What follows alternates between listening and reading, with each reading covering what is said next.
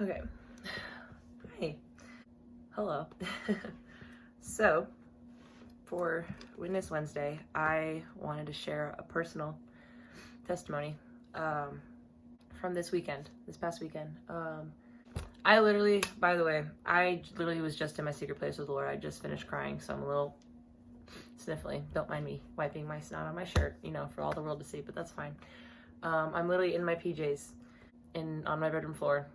This is gonna be totally vulnerable right now. My hair is a greasy mess, but I don't care. So I wanted to share a really personal testimony from this weekend that happened to me personally. And so yeah, because I learned a couple of revelations from it, and I wanted to share a couple of them with y'all, and just hope that they can bring you the freedom they brought me, or it can give you something to pray about, think about.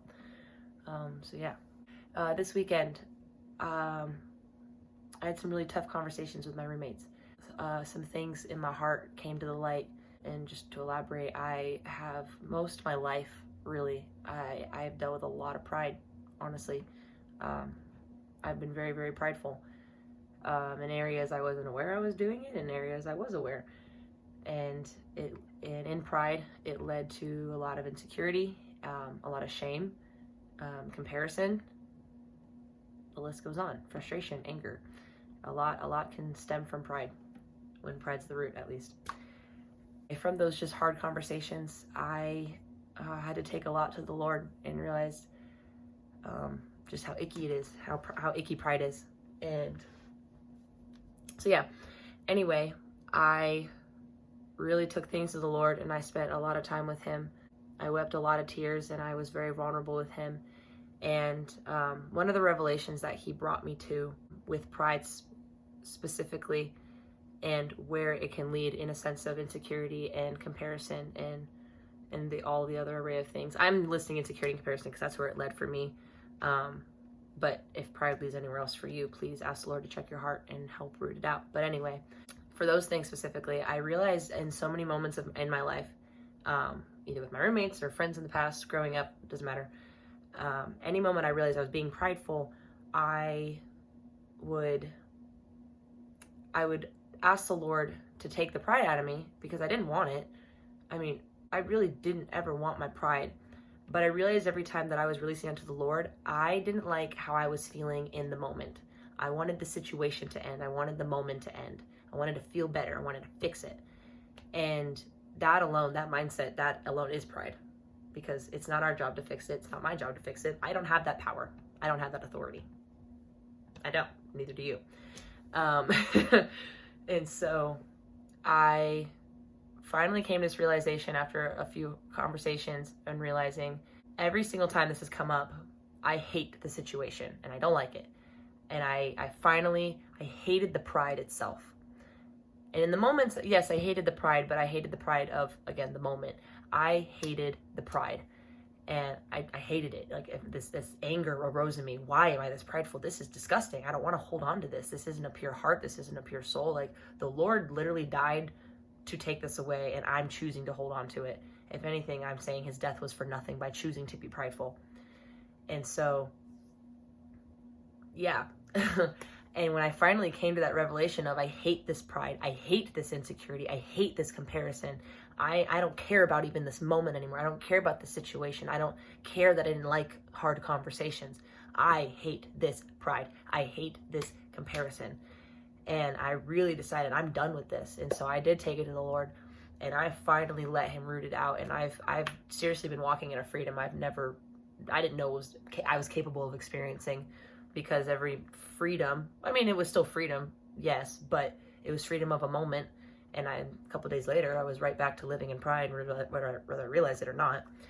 And I've noticed there's a mindset shift. There's my words have shifted. My heart towards things have shifted. My thoughts towards situations or things I observe have all switched. And the night, same day that I really was like, I felt the deliverance of my pride, the Lord took me to Proverbs 11. And it took me 11:2. It says, when pride comes, shame is not far behind, but wisdom accompanies those who are humble. And my roommates, they were so humbled before the Lord that the wisdom, the spirit of wisdom came over them and they were able to counsel me and come to me, because in my pride I was feeling so shameful that I wanted to hide and I wanted to keep away. And so I wanted to just bless that over you guys. Proverbs 11:2, that I ask you, root your pride out, because there's no point in holding on to it. Why would you want to do that? Because it does just lead to shame, and shame feels so much worse. And in shame there is comparison and insecurity, and that's just no. So, and I ask the Lord to bless you, either in my case if it's friends or it's Him with you alone, that spirit of wisdom comes over you and humbles you. And for me, I've been freaking humbled, let me tell you. And the Lord has humbled me. But yeah, I wanted to share that. And so the point of all of this is, it's not about getting out of the situation. It's about getting out of the actual pride itself. If you feel pride, or someone else is pointing out pride in you, and you don't like how that feels, well, man, that is the pride getting angry, because pride doesn't want to be called out. That's duh. To be humbled is to be corrected. And the Lord is the perfect counselor. And so either if His own spirit, if you don't feel that counseling you, He will send someone that He knows you will receive from. In my case, it was my 2 roommates. He knows my heart can receive. Obviously, my heart receives from Him too, but because where my pride was, I wasn't even seeing it to the point enough. I wasn't seeing it enough to take it to Him. And so He used them as vessels. Listen, speak to my daughter, counsel her, help her, show her where wisdom is in this. And it did. And gosh darn it humbled me. So yeah, I really hope this can bring you freedom or encouragement. I really, really encourage you to go to your secret place with the Lord and ask Him to check your heart, because it's easy to hide until it's not. Because in my case, it's not anymore. It's not even there. It's so completely gone. I've been so liberated that the way I can describe it is, I felt like my ribs have just have ripped open and are fully exposed. And anything that's in there, that's my heart, that's my lungs, that's the air I breathe, that's everything. That's all exposed. And I've got nothing to hide, and I choose to hide nothing. So yeah, I bless that upon you, that you can receive that same freedom, because it's incredible and it's beautiful. So yeah, love you guys.